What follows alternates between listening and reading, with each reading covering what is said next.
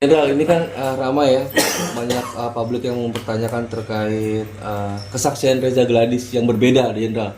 Di ruang persidangan kemarin sama yang ada di BAP, yang dia BAP di Polda Metro Jaya. Mungkin Jenderal sendiri melihatnya seperti apa, Jenderal, hal seperti ini?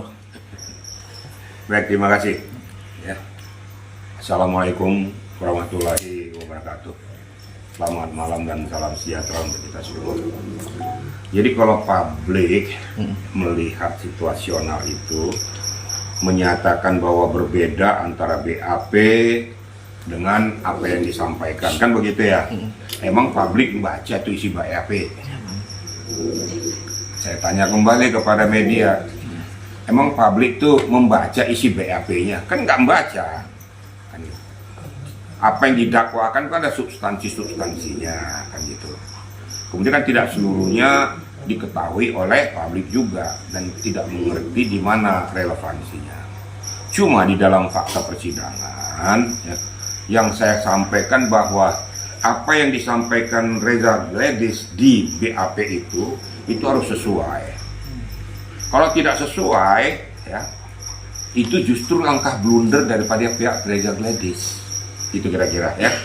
Nah, di dalam ketidaksesuaian inilah azas manfaat daripada kuasa hukum Bahmid Nikita untuk mengejar kenapa kau tidak konsisten dengan keteranganmu pada saat di penyidik dengan apa keteranganmu sekarang. Nah, di sini langkah blunder ini kan nanti kan jadi ajang penilaian daripada hakim pengadilan, kemudian juga penilaian daripada JPU. Ini sebenarnya bola liar, bola azas manfaat kalau betul itu berseberangan atau tidak sesuai hasil BAP. Tapi walaupun demikian kan nanti hakim yang menilai dengan JPU sejauh mana keterangan daripada Reza Gladys ini dengan isi BAP ini. Kita kan masih berandai-andai ini publik nih ya. Publik netizen biasa lah kan berandai-andai. Nanti yang dapat menilai hakim dan JPU. Maka saya katakan tadi media mengatakan kok berbeda. Berbeda di mananya, substansi mana yang berbeda keterangan Reza menurut kita kan, tapi kan menurut hukum kan belum tentu ya. Apakah betul berbeda dengan isi BAP? Kan belum tentu juga, kan sudah dibaca sama hakim dan dibaca sama JPU.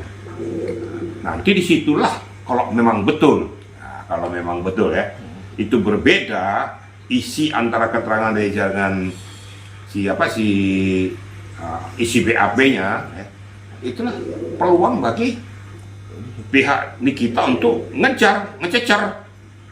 Berarti kamu tidak konsisten masalah kesepakatan atau dan lain sebagainya, masalah perpindahan uang dan lain sebagainya, bagaimana wujudnya dan lain sebagainya. Kenapa sampai kamu mengatakan saya melakukan pemerasan ini berpindahnya uang sampai sehingga dikeluarkan penerapan pasal 39 ayat 1 Yunto 55. Nah, di dalam faktanya kok dibilang ada inti kesepakatan yang apa?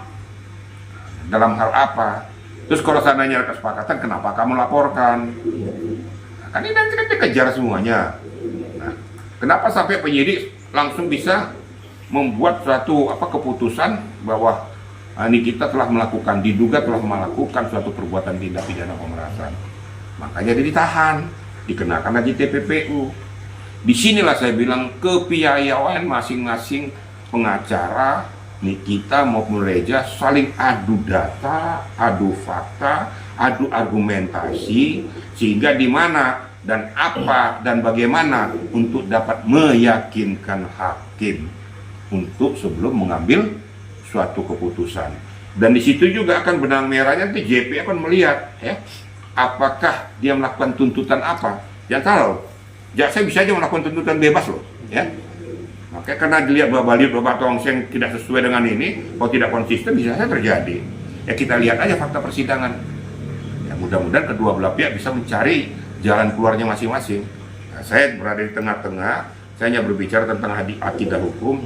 Silakan dalam sidang berikutnya akan kita lihat lagi siapa-siapa yang dihadirkan, baik dari pihak Nikita maupun dari pihak Reza. Apakah itu ahli pidana, apakah itu saksi ahli yang lain, apakah itu saksi adecar yang meringankan, ataupun saksi yang melihat peristiwa itu terjadi, atau mungkin dia sebagai fasilitator atau mediator atau turut bersama-sama dalam peristiwa itu, kira-kira gitu Tapi hal seperti itu menurut Jenderal biasa nggak sih Jenderal dalam persidangan? Oh biasa, biasa dalam ajang pembuktian tuh nggak ada yang aneh kok. Makanya kita lihat pada saat masing-masing pihak memberikan satu argumentasinya itu, disitulah letak critical poinnya dalam penilaian hakim. Itu biasa, nggak ada hal yang aneh kok. Nanti kan tinggal menilai kan hakim nanti sama JPU. JPU menilainya pada saat sebelum melakukan tuntutan. Kemudian hakim menilai pada saat nanti persidangan berjalan, jaksa menuntut, hakim akan melakukan vonis yang memutuskan. Kira-kira gitu ya.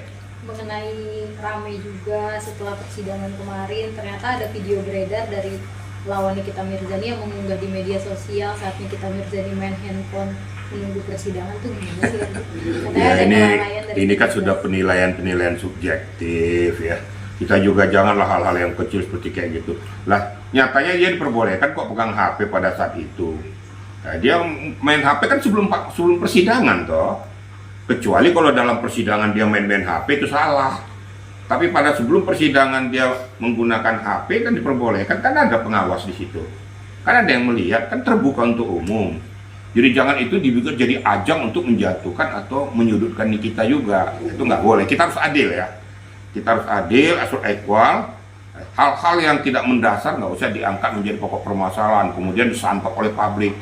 Yang sialnya disantap oleh masing-masing fans dan lawan. Muncullah argumentasi, baik menjatuhkan dan lain sebagainya.